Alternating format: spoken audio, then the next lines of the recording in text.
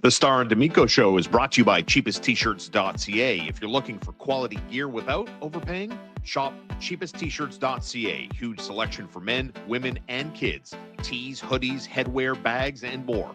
Proud Montreal business. Order today, ship today, delivery tomorrow. That's cheapesttshirts.ca. Local, fast, and affordable. Brought to you by instacustoms.com. Do you need custom gear from a local Montreal business? Instacustoms.com has you covered. Custom shirts, hoodies, hats, and more made your way. Fast turnaround, great quality, and proudly Montreal-based. Check out instacustoms.com. Brought to you by Cabletel. For trusted alarm systems in Quebec and Eastern Ontario, choose Cabletel.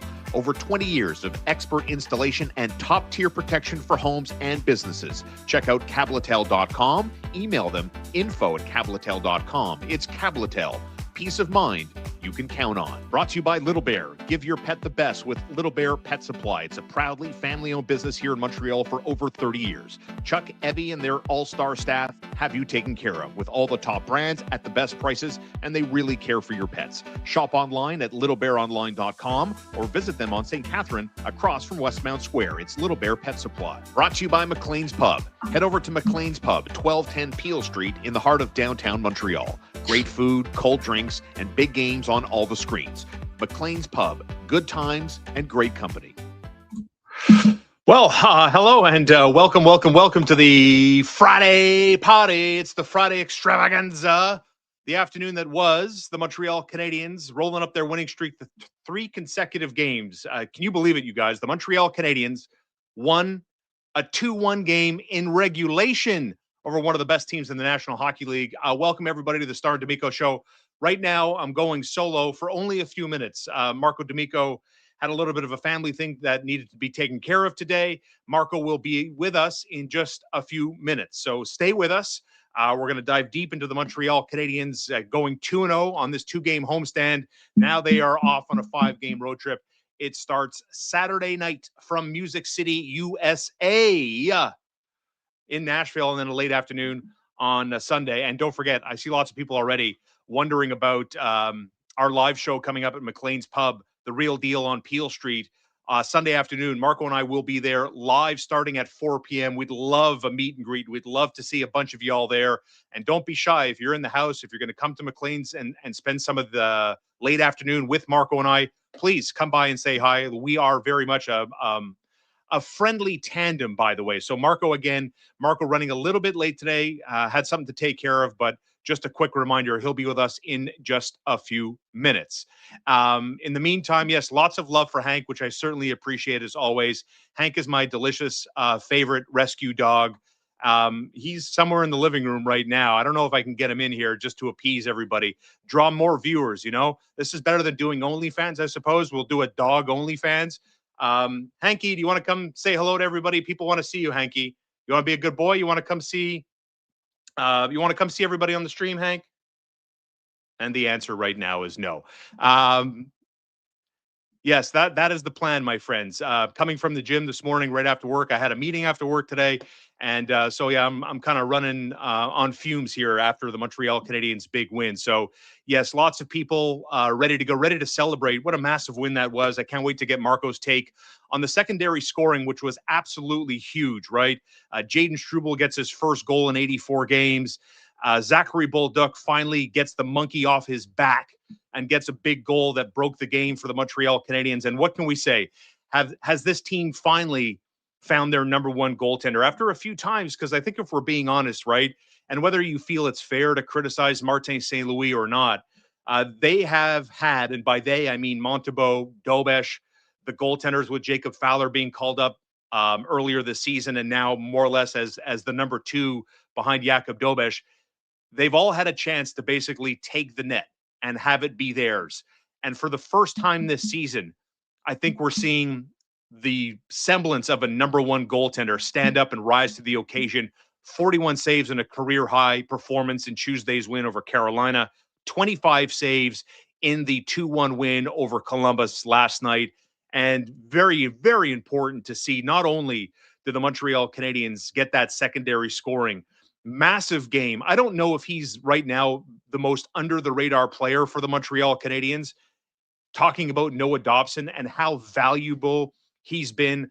And more than just the offense, right? Like the balance of the 6 defensemen, the fact that now they've had stability with the Jaden Struble playing alongside Lane Hudson. How good has Caden Gooley looked since he's been partnered with Alexander Carrier? And even though that is realistically, like on paper, a third pair defensive tandem, Caden Gooley playing upwards of 21 minutes yesterday after and following up a massive hit parade on Tuesday in that win over Carolina. So it's outstanding across the board. I don't know what like the overall consensus was when we went into this week with the 4 games: Carolina, Columbus, Nashville, and then Carolina on Sunday. What did you think the acceptable point result was going to be? What should it be, right? And so far, 4 points on the table, 4 points in the bank as the Montreal Canadiens hit the 90 spot in the standings, earning their 40th win in their 71st game. So they're 4 points back of Tampa Bay, 6 points back of first place Buffalo. And also the Habs did the New York Islanders a little bit of a solid as New York played a tight game in their own right, beating Dallas last night 2-1. So the wild card teams today, Boston and the Islanders, the Ottawa Senators, who have played 72 games, are 1 point out of a wild card. And can you believe it? The other thing that is not lost on me is the gap the Canadiens have built between them and the Detroit Red Wings. The Red Wings on 84 points. There he is. Without further ado, as promised, Marco D'Amico. Good afternoon, sir. How's it going, everybody? Ooh, Sorry for the lateness. Yeah, better now, brother. There we go. Get that sorted out. No problem. It happens, right? And considering, like, not that you were late on purpose, you had a couple of personal things to take care of, but Marco, it's the second game in a row where the Canadiens were a little late to get a little bit more involved. Carolina took them about 12, 13 minutes. Yesterday against Columbus, a pretty deep and a very, very good 5-on-5 team. What do you make of this weekend, the little bit of the developing trend of the Canadiens? I don't want to say sleepwalking, sounds harsh, but a little late to the party. Part of it that, one of the elements that I've really kind of come across is both of those games were at home. The Canadiens kind of had a feeling out process. They're 2 teams that are high shot ratio teams as well.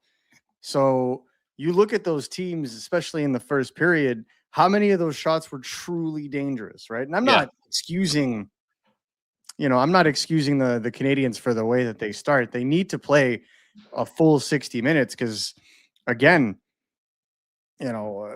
against the first, Jesus, Ryerson, well done. Against the first period against Carolina, they were coming in hard. I felt like against Columbus, the Canadiens are doing a better job of keeping them kind of to the extremes and stuff. So not that big of a deal in that regard. The one element that really kind of comes to mind is the Canadiens are going to get outshot against high shot count teams like Carolina, like Columbus, as they play that, man-to-man style, because what ends up happening is unless the wingers are playing higher in the zone, the offensive chances coming from the defensemen that are going to be shooting those pucks or opening up the ice are always going to allow them to take high volume shots.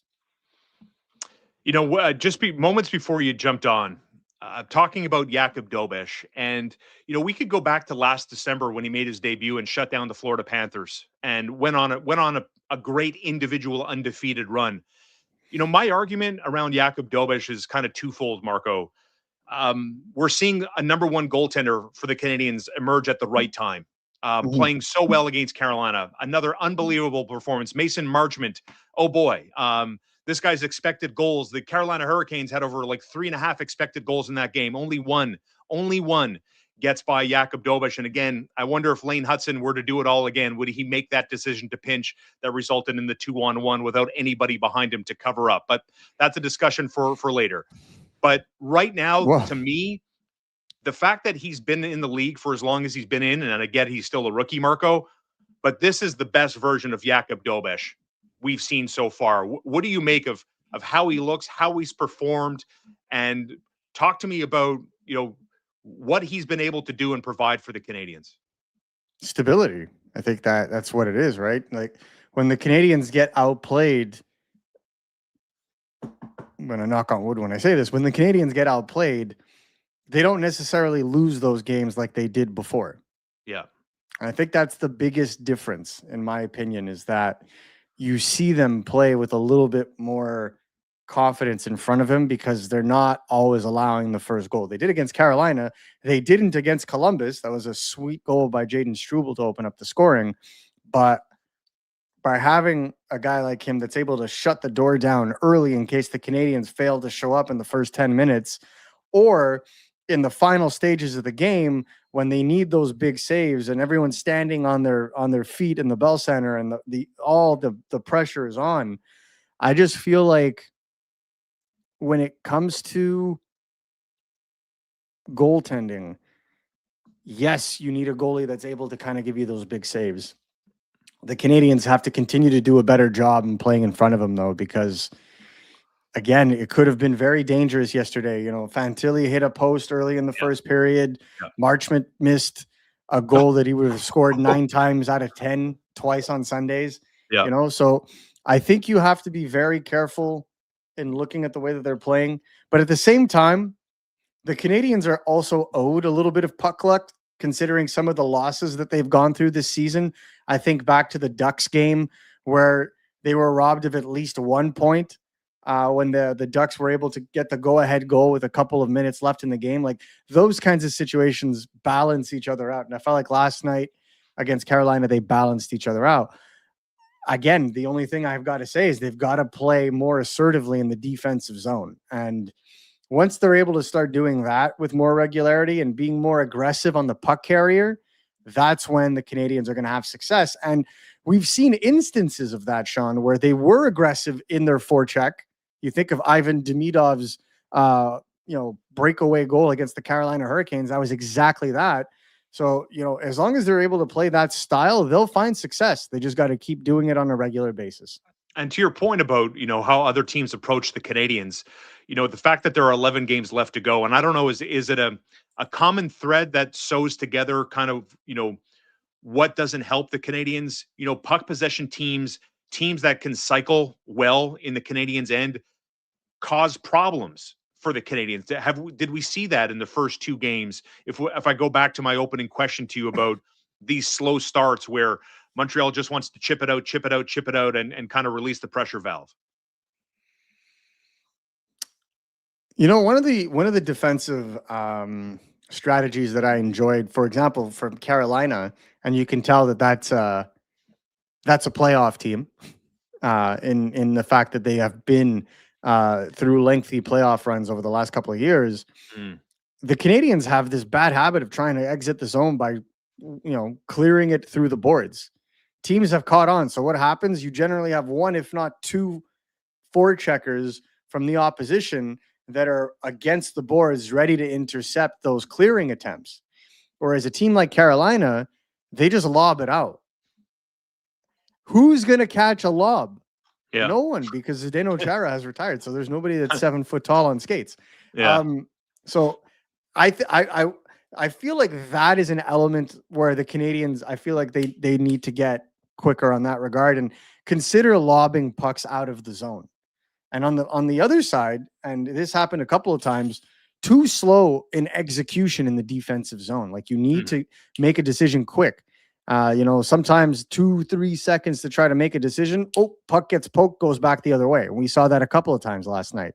So it's things that are going to get shored up. But at the end of the day, what I enjoyed or what I appreciated the most is they still played a tight game in front of Jakub Dobes. It's not like they allowed 43 shots again like they did against Carolina. The game got much tighter, much quicker after the first 10 minutes of the first period, more so, I found, than against Carolina. So you're consistently seeing progress. And I do want to shout out that one of the players that really continues to impress down the stretch of late in aiding the Canadiens and limiting shot attempts and being hard on players and making sure that those pucks are out of the zone quick, Caden Gooley has been absolutely excellent for the Montreal Canadiens. Listed as a 3rd pair defenseman on the stat sheet, but was the 3rd most used defenseman last night again, and that's not by chance. No, you're 100% bang on. Just under 21 minutes yesterday in the 2-1 win, right? Nice to see the Canadiens win a 2-1 game in regulation. And I guess further to your point, you go back to his performance against the Carolina Hurricanes in the 5-2 final. You know, he played again close to 21 minutes, Marco, but he had 8 hits on the box score in that game, right? I mean, is it as simple as him playing on his strong side, and that's just where he's comfortable, and that peace of mind has allowed him to be the old version of Kaiden Guhle again, compared to when Struble and Xhekaj were in a revolving door situation, and MSL and Stéphane Robidas were kind of mixing and matching. Sometimes Kaiden Guhle was on his weaker side, so to speak. Yeah, well, right now it's Lane Hudson that's on his weaker side. And you know, a lot of people are going to point that out, and I think that it is 100% what it really is when it comes to Kaiden Guhle. Is that the moment he's able to find his mojo, and you're able to put him on a third pair. Bless you, Sean. You don't have to worry about it, right? Like, people are going to be like, well, why would you have a player like Kaiden Guhle on your third pair? Does Martin St. Louis give a hoot about what his pairs look like after the first minute of the game? No. Yeah. After the first 3 shifts, he mixes and matches according to the game, right? And I speak for myself here, but if Kaiden Guhle can take some minutes away from Mike Matheson, then you're winning, right? And then you really balance out the left side. The problem is the lack of balance on the right side. To me, the only capable right shot defenseman on this team right now is Noah Dobson. Again, a fantastic game yesterday. What a stud! How much? What he's meant to this team, Marco. Yeah. Well, I mean, you don't trade players like Noah Dobson, apparently. I've been told. Yeah. Fans tell me this on a regular basis. But again, top pair right shot defensemen are rare. Mm-hmm. And I'd be willing to put out a nice wager that the Canadiens are going to be looking into shoring up and balancing out the left and right side of their defense this summer. And of course, they're going to be looking at, the development of one David Reinbacher in that regard. But, right now, the issue to me is, or it's not really an issue. The understanding that you have to have, that everybody has to have right now, is Lane Hudson's playing on his offside. Up until last night, midway through last night, I think Martin St. Louis kind of saw it a little bit. He was over committing himself because there was nobody on the ice that was going to be able to produce offense. And then you saw a switch halfway through the second period where Struble and Hudson started getting shifts with the top line in a shutdown situation. That was a huge nod to the cap to Hudson to kind of get his play going, but also to Jaden Struble, who I thought has been playing rather well over the last couple of days.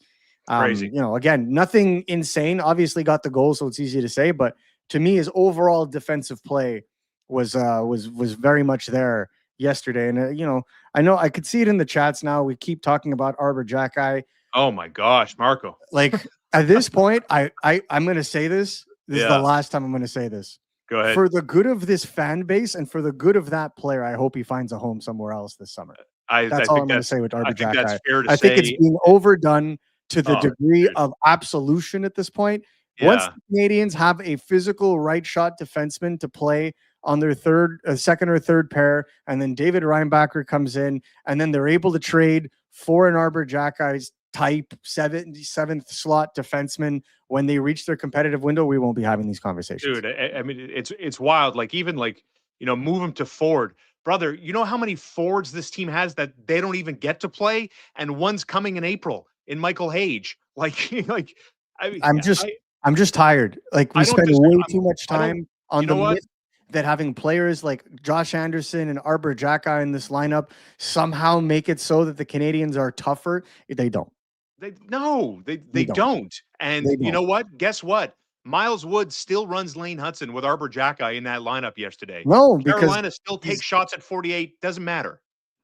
Everyone's going to take shots at 48. You can't. This isn't the 70s. You're not going to have policemen on the ice. I don't care about that vision. You need players that can play hockey first and foremost.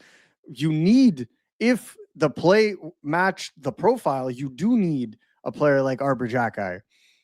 but maybe the player is not Arber Xhekaj. It's that's okay that those things happen. great. But like the cult of a fifth or sixth, like this is Victor Mete level stuff. Where when he was traded, the world was going to, like, the Canadiens were doomed. Yeah. Like enough, relax. It's going to be okay.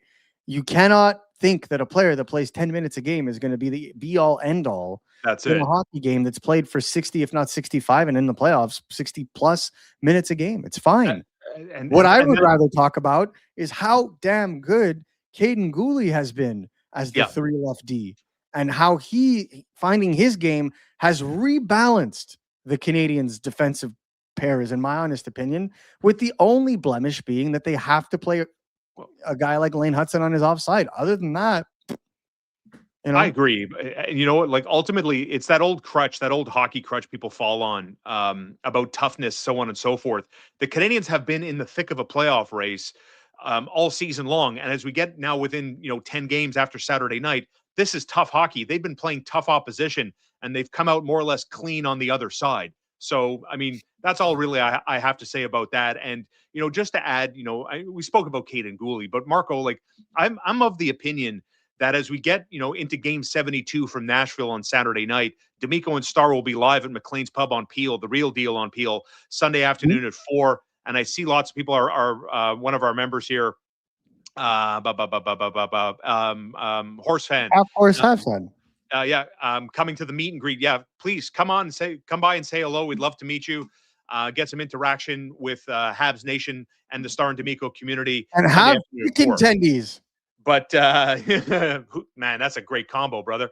But to me, the stability, the consistency, Marco, of having 6 defensemen, 6 defensemen with the same pair here, hopefully, knock on wood, if it goes well, having these guys go all the way through game 82. So, like, exactly what you're getting come round 1 of the Tampa Bay Lightning. No? Yeah, I mean, already talking about Tampa, this guy. One thing that I would say, you're going to have mixing and matching.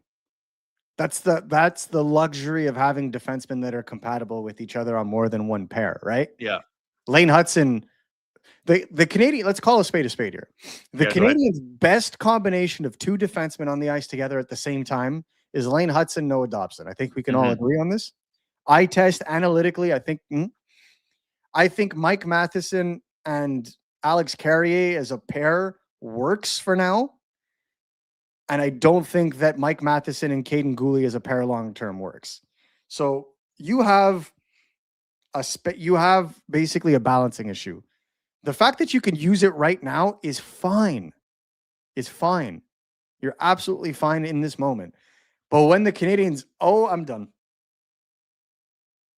Sorry, guys. We have a Hank sighting and a really good one at that. Like, I don't think that there needs to be like the TV timeout for Hank. But, just to finish the point, when the Canadiens are truly going to be contending, I would almost be sure to wager that we won't be talking about a lot of the players that frustrate you on defense. Agreed. That's all I got to say on that. And if the Canadiens would have gotten done what they wanted to get done at trade deadline, we wouldn't be talking about this.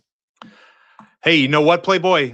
We're that much closer to 14,500 subscribers on the Star and D'Amico show. Thank you so much. We're at 14,406. Let's smash that like and subscribe button as the Canadiens push towards the playoffs and hopefully a top 5 finish in the Atlantic Division. We'll talk about the out-of-town scoreboard yesterday. The Penguins lose Sidney Crosby to an LBI. Of course, he missed 11 games through the Olympics when he came back. And now he leaves the second period of last night's win in a shootout. All of a sudden, the Penguins are winning shootout games when they couldn't do that pretty much all season, except against the Canadiens. So the Ottawa Senators pick up a point. The Tampa Bay Lightning lose a little bit of ground as we take a look at the out-of-town scoreboard coming up. But this one from Felix. Thank you so much, Felix. I'm looking at the next Bulldog. Jim Hand is reporting that on X that Owen Protz is signing his ELC soon. Any news on this, Marco? Well, the answer to that question is what is soon, because it's not imminent. The Hamilton Bulldogs, the Brampton Bulldogs, they moved. Yeah. The Brampton Bulldogs are a wagon, and they very much could win Jesus Lord.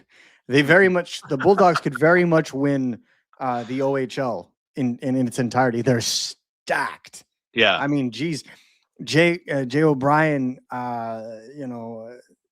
Marek Vanacker, Caleb Malhotra, Manny's son, who is more than likely going to be a top 10, if not top 5 pick in this draft.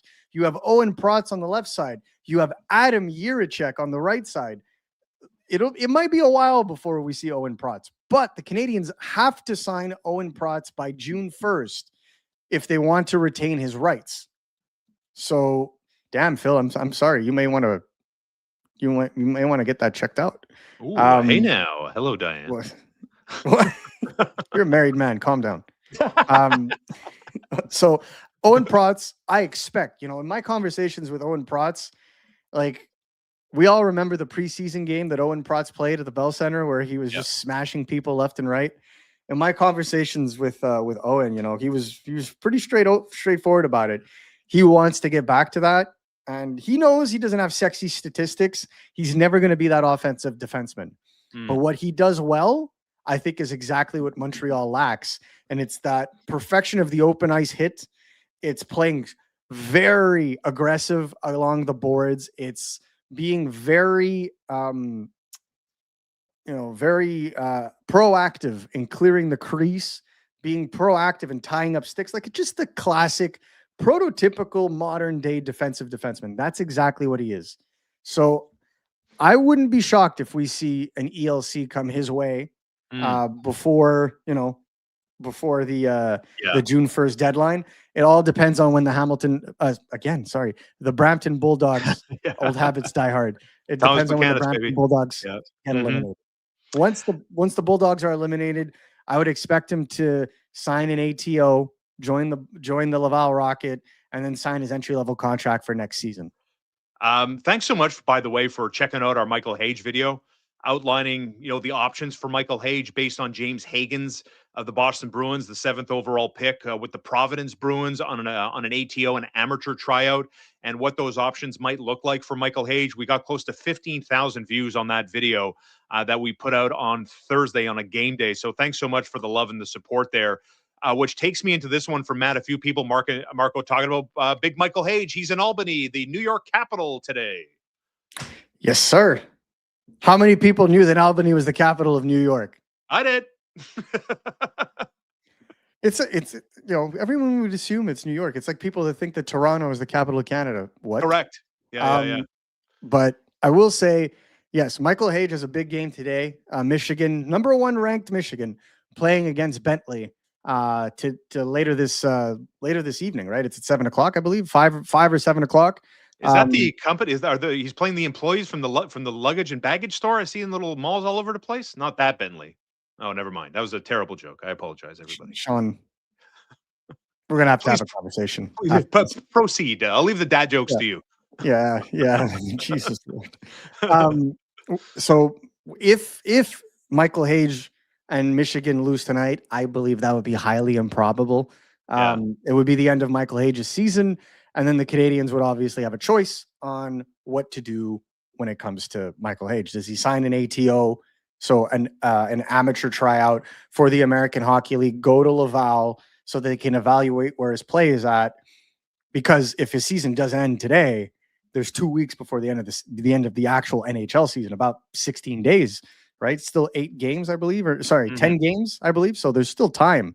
And then at that point you evaluate if he's shown that, he's too good for the AHL, sign him to his entry level contract, burn the first year, join the team, play out the last game or 2 of the season. Very possible. But if Michael Hage wins today with Michigan, they play the regional final in Albany against the winner of Penn State and Minnesota Duluth. Penn State, for those that don't know, Gavin McKenna and Jackson Smith, first round pick of the Columbus Blue Jackets, the Canadiens played last night. So either that or Minnesota Duluth. Minnesota Duluth is very mature in the way that they play. If there was a team that could be defensively structured enough to counter the high octane offense of Michigan, it would be Minnesota Duluth. So there is significant upset potential on Sunday, I still believe that Michigan is going to the Frozen Four and that Michael Hage will not be available for Laval or Montreal until at the earliest April 10th. Boy, oh boy. What happens? Those are the two dates that you need to follow. The Canadian season ends April 14th in Philadelphia. I mean, they got a batch of Metropolitan. They just played 2 Metro teams. They're going to come back and they're going to play more Metro teams.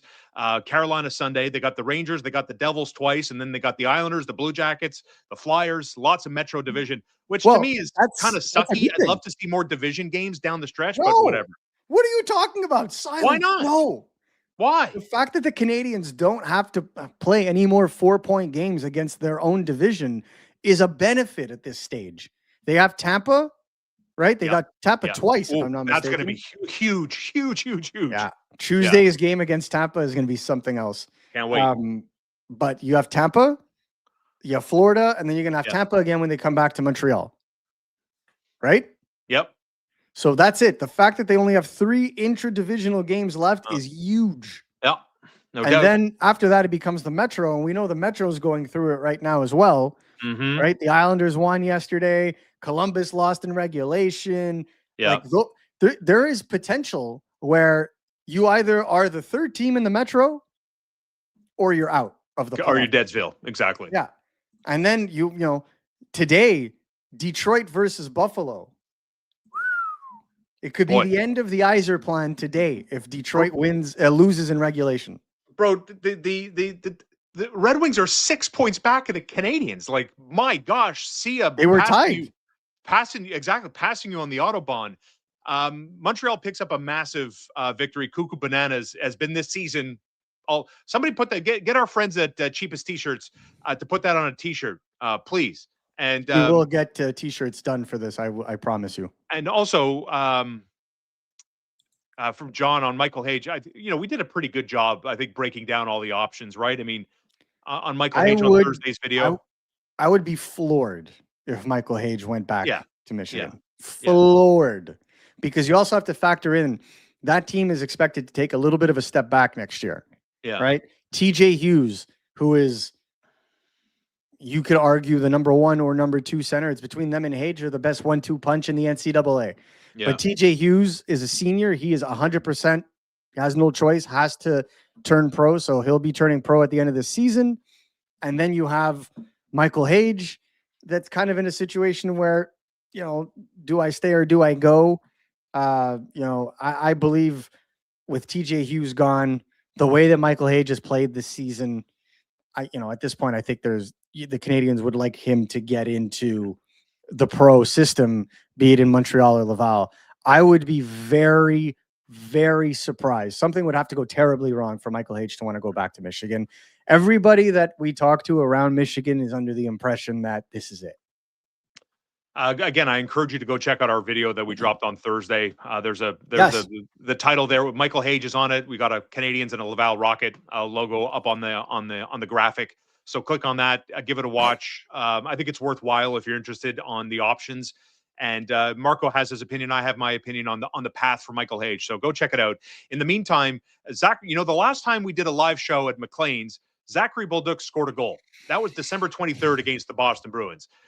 Nice to see the kid getting rewarded, not losing the confidence. I loved his quote before last night's game, Marco, where he talked about, he's not that worried. He's not overstressing. He talked about how he still scores in practice, so he knows he could do it, right? And then gets rewarded with his physical play that has been, I think, so good for the Canadians. And then obviously scores the game winner. Like what you see from Zachary Bolduc's game. And I would imagine a proud moment for Martin St. Louis as the coaching and the player development has paid off in a massive way for the team last night. Yeah, absolutely. And I think, it's been a long time coming. It's been a long time coming for him. He's played well, had a goal overturned. Like, he's fine. It's the habits that you want to see. And, I just want to, I had to find the comment because it actually will lead right into my point of view. But there was a comment that put out, who in the Canadians' bottom 6 will other teams be afraid of when it comes to the physical side of the puck. Yeah. Bolduc injured Damon Severson. That's a huge loss for Columbus if he's out for any amount of time. Yeah, you're right. He's been hitting left and right, physical, going to the boards, being, like one of the things, if you go back and look at games, which we're all busy, I assume none of you are going to do, but if you do have the time, go and look at the way that Bolduc used to forecheck before.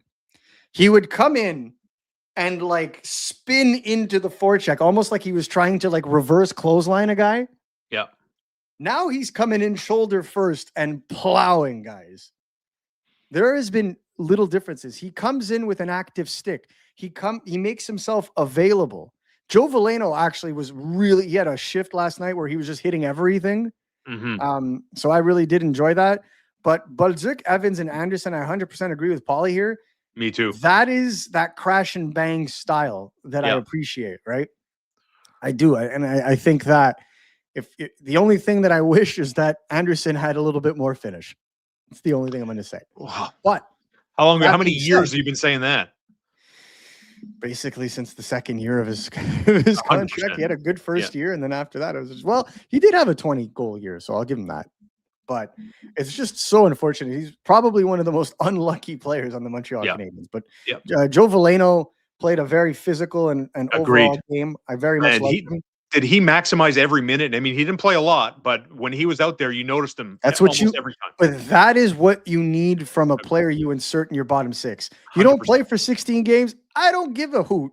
You come in, you hit everything that moves. You give the double effort. You're the first man back. Like, that's what you want. And we didn't see that from Zachary Bolduc early on in the season. And a lot of people are going to be like, oh, he's having a terrible season, this and that. Bolduc was not a good 5-on-5 player in St. Louis. He, with respect, took full advantage of playing on the first power play wave with Robert Thomas and Jordan Kyrou on their ridiculous playoff push last year, where Robert Thomas, along with Nick Suzuki, were the two most performant point producers after the Four Nations. But his 5-on-5 game, right? Now you're seeing what his 5-on-5 game could actually look like. The physicality, the pace, the forecheck, the shot generation, the one-on-one ability. Like, that is what they did with Uri. I find they were really able to kind of diversify his game. And I think moving Bolduc away from being a power play, I hate the word power play merchant, but a player who is able to take advantage of open ice on the power play, to a player that's able to create open ice at 5-on-5, that's the difference. Yeah. And I feel like that, to me, that progression is what's going to allow Bolduc to be a value bottom six player, even if it's a third line player, because eventually you're going to need scores. You're going to want this guy to continue to improve, because if there is eventually an injury at forward on the Canadiens' top six, he becomes another option where you can put him on the top six in a pinch, and he's able to bring that high octane, that motor, those details. And I feel like that, to me, like, I'll give you a direct quotable example. Jaden Strubl's goal. Zachary Bolduc in October would have taken that shot. 100. Even I was screaming from my couch, shoot the puck. 100%. Yep. But it goes to show that little bit of patience. Yep. I just like that, to me, is the details.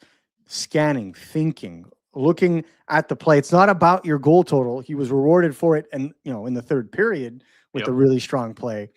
It's about what is the right play. What is the read?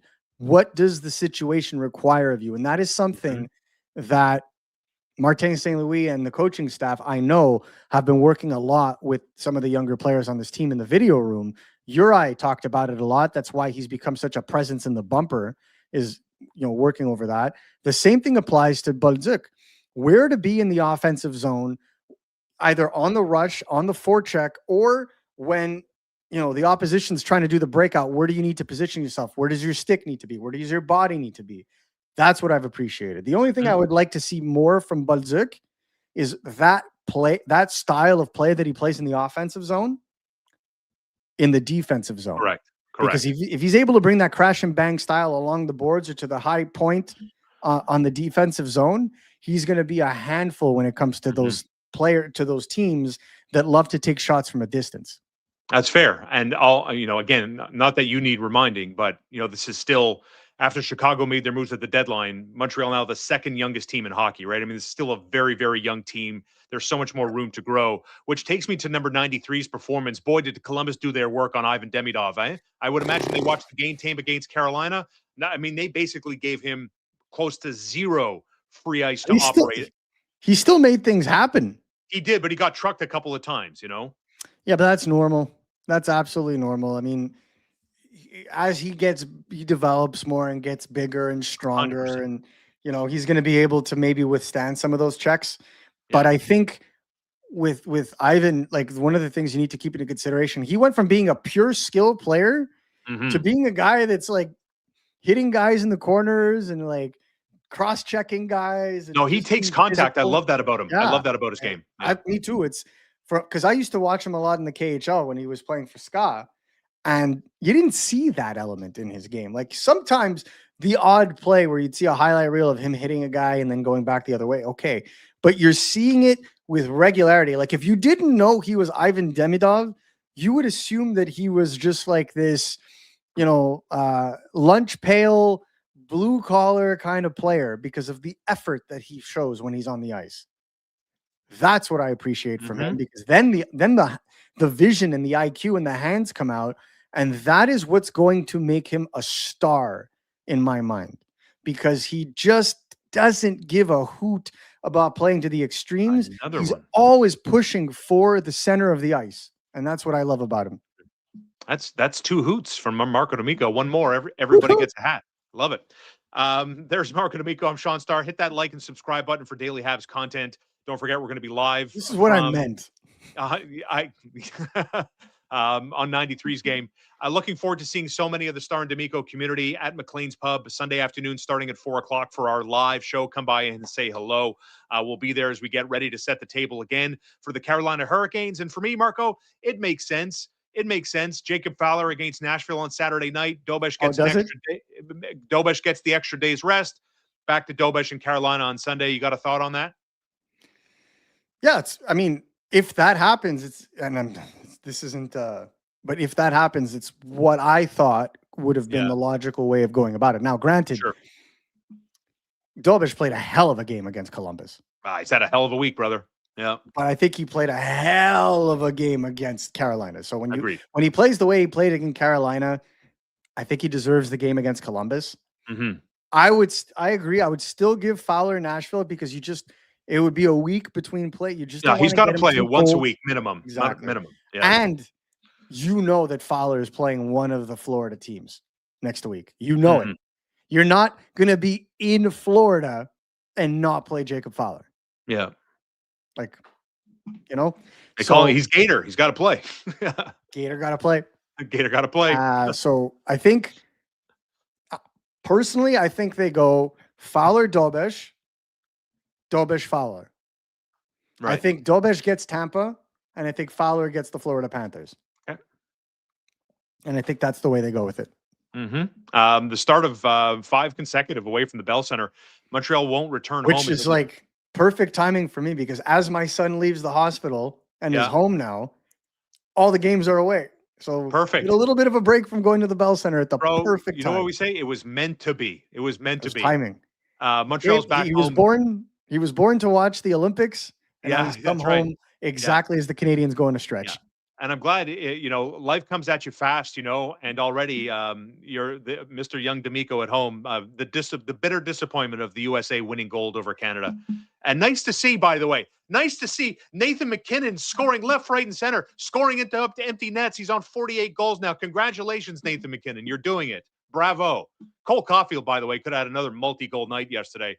My goodness. Oh my gosh, how he missed that shot goes high above Jet Greaves, who just another great storyline, by the way, in the NHL. This undrafted goaltender for Columbus is having a phenomenal season. You know what's ironic about Jet Greaves? What? He's fantastic for the Columbus. Oh, right? he's taken over Ellis' job. Yeah. You know what Jack Greaves was doing last year this time? He was the number one goalie for the Erie Monsters. Ha! As they played Jacob Fowler and the Laval Rocket in the playoffs. Yeah. And Jacob Fowler outplayed Greaves at that point. Mm-hmm. So I'm not saying there's a direct correlation, but what I would say is, you know, I'm very interested to see what kind of goaltender Jacob Fowler is going to look like next year. Oh my God. I don't disagree.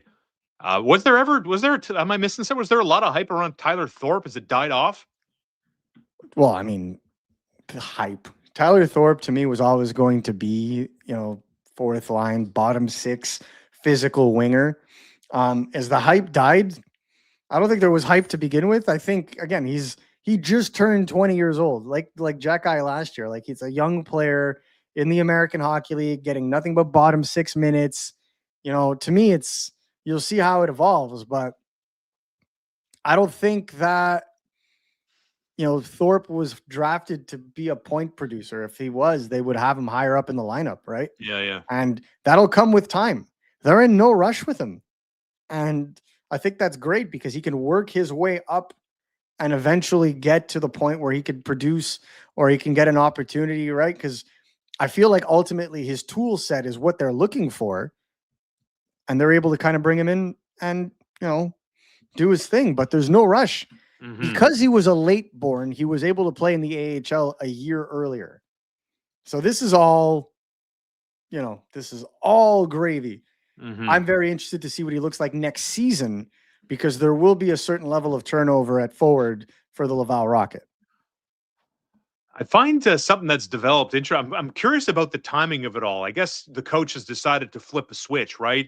I mean, if there's anybody that knows competing, I mean, it got him all the way to the Hockey Hall of Fame and became a Stanley Cup champion in Martin St. Louis. But the fact that he's being so protective of the lineup, media blackouts on goaltenders.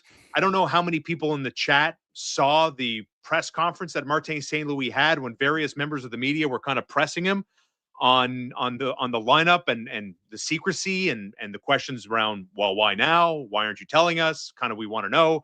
Listen, I come from the media landscape. I'm not a journalist. I'm a talk show host by profession, I guess. But I always believe that a journalist's job is to provide information to the public and dig in on questions. I'm curious, Marco, is someone that's around the Bell Center, that's someone that has asked Martin questions, that has been in many press conferences for many years. I'm curious what you made of Martin St. Louis' kind of interesting press conference and the timing of the secrecy of the lineup, the cachet of the lineup. We're not telling anybody. You only found out about Alex Texier's LBI, not long before puck drop. I don't want to address it because if I say something on this, I'm going to get in trouble. From who? Well, you don't have to be controversial. Well, listen.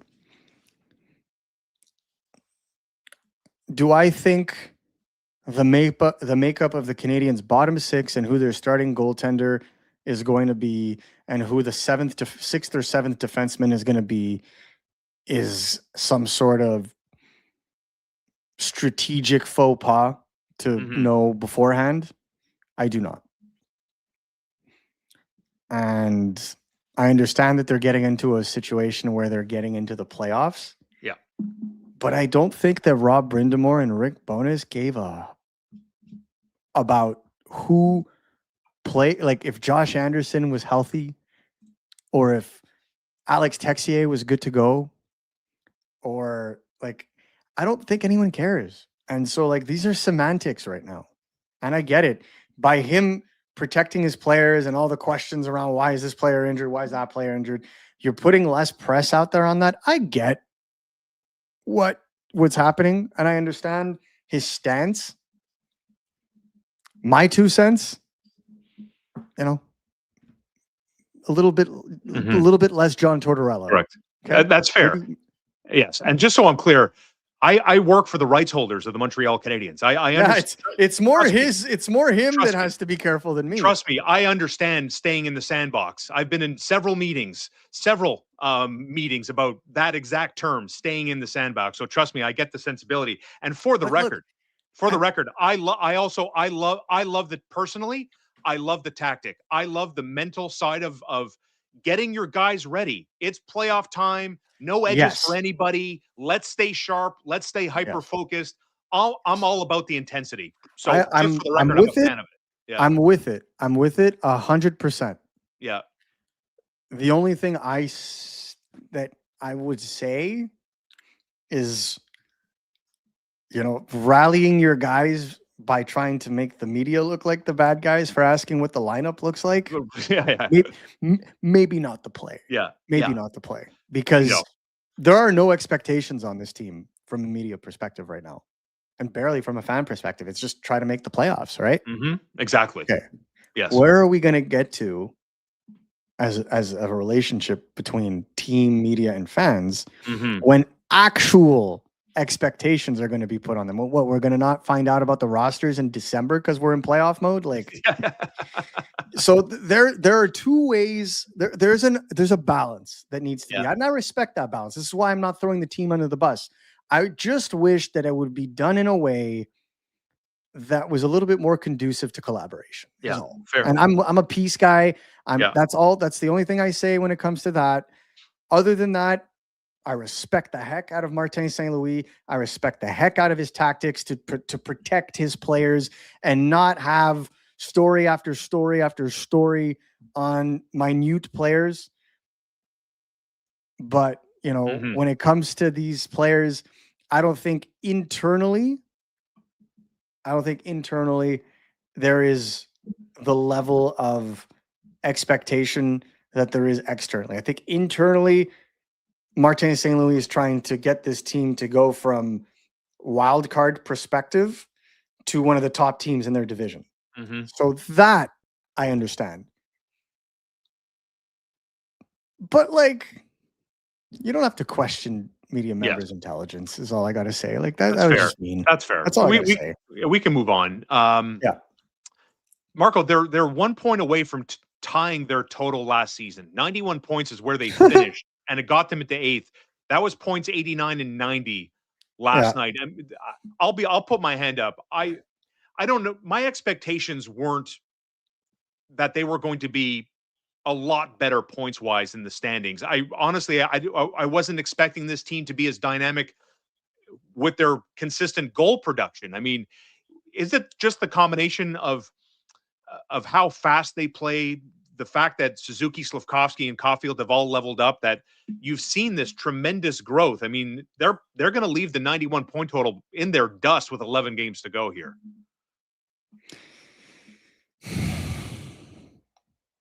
It's crazy how the turntables.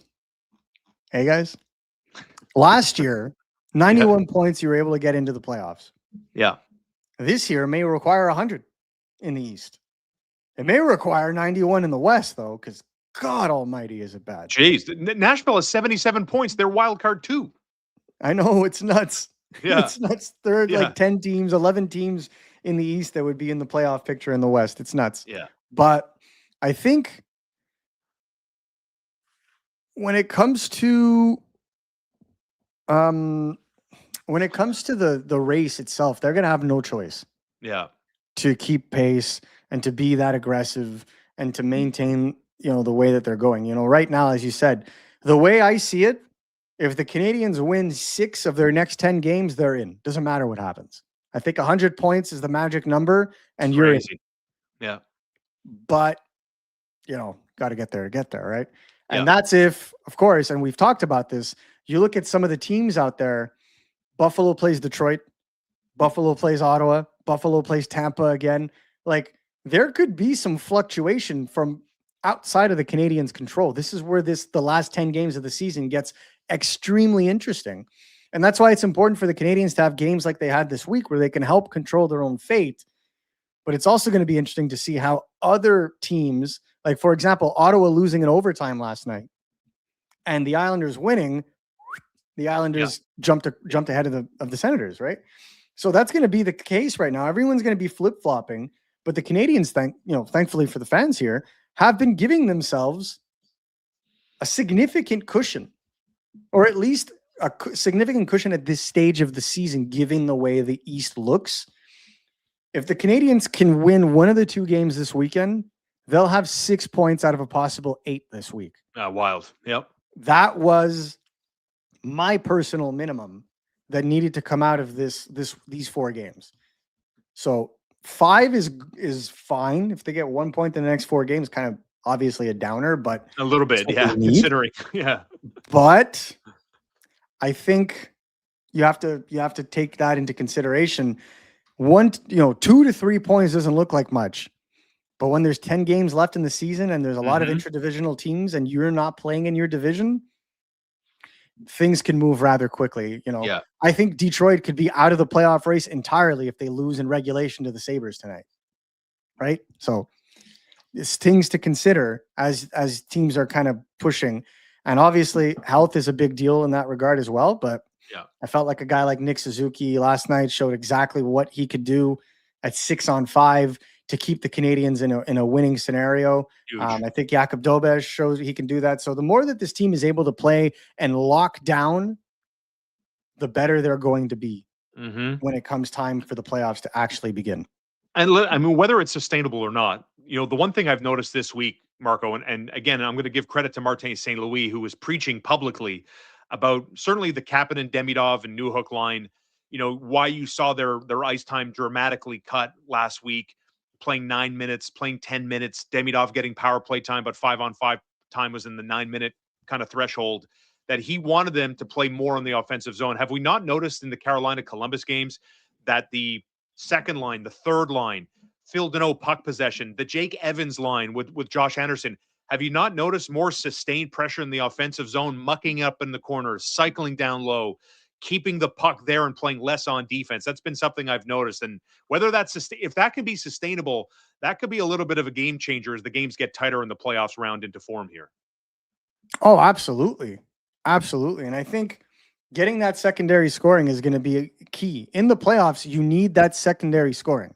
Yeah. And if you're not getting it, it's going to be very difficult. You're going to need an insano game like what we saw from the top line against the Islanders to hope to run away with it. And even then, you had contributions from other lines, right? So I think it's essential, especially when you're playing on the road. You need all the 4 lines kind of rolling, playing their role and generating offense.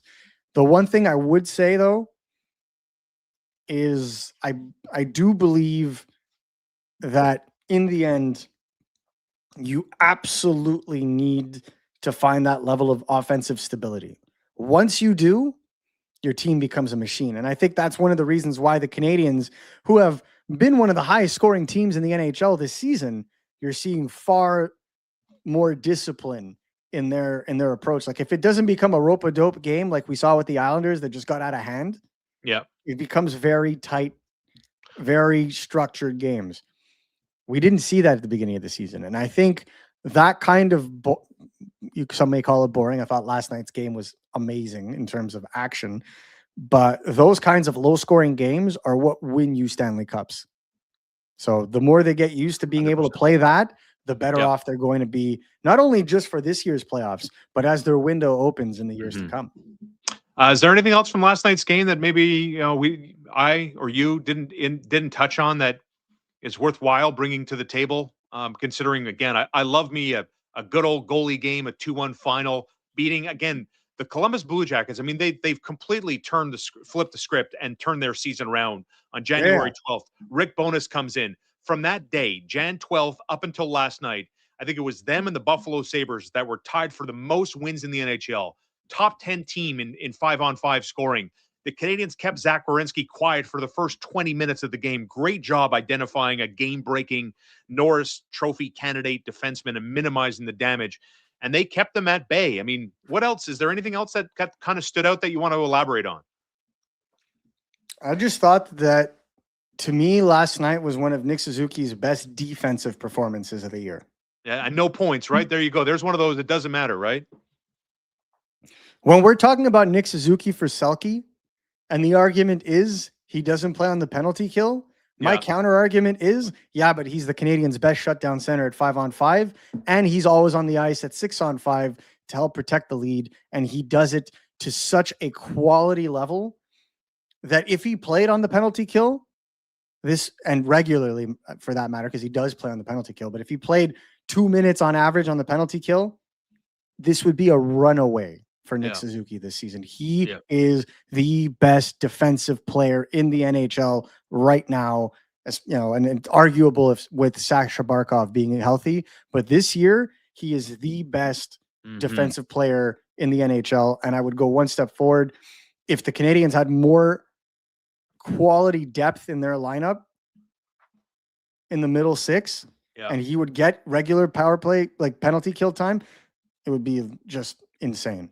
It would, he would be running away with it. The only thing I would say is that, you know, Nick Suzuki is one of the most overused players in the NHL. And that's not a bad thing. That just goes to show you how important he is as a player.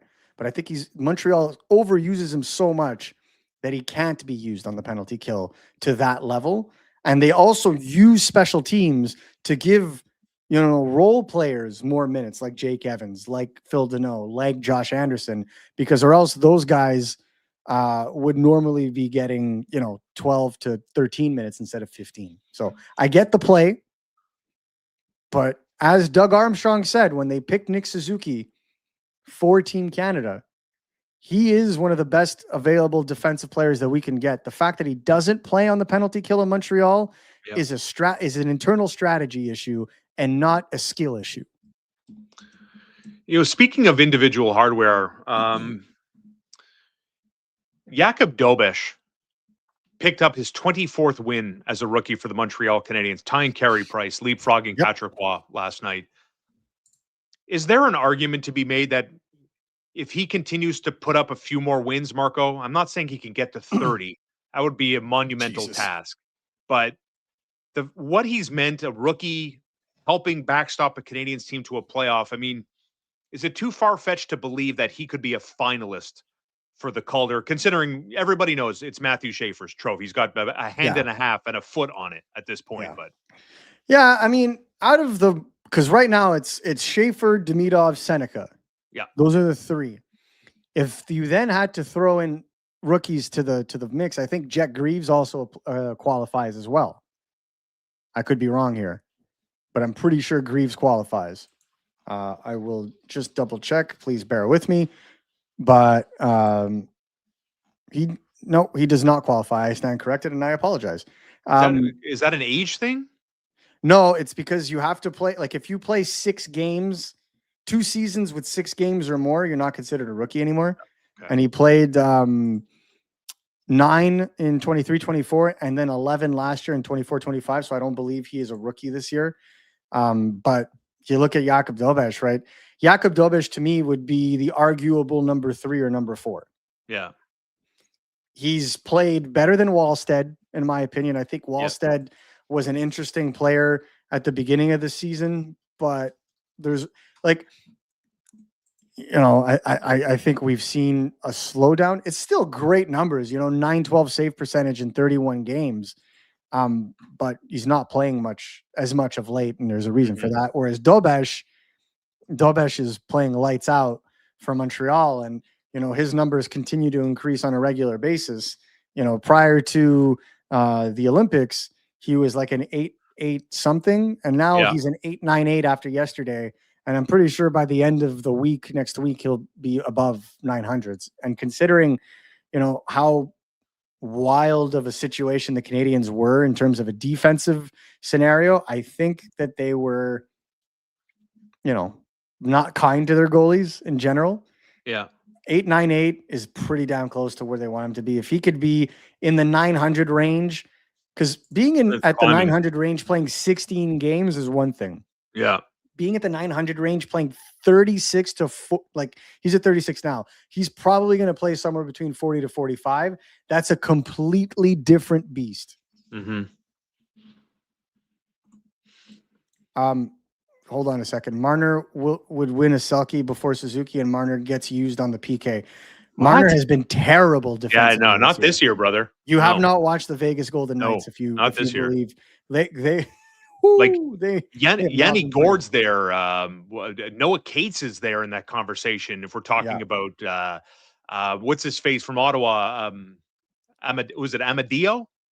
Another guy that's getting some Selke love. But Excellent. yeah, Yeah, he's been played well.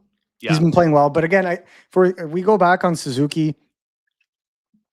I feel like the Canadiens would be a far better team if Suzuki played regularly on the power play. That's my 2 cents. You overuse him, I understand, but I feel like when the Canadiens have an established, legitimate number 2 center, we may see the strategy shift a little bit.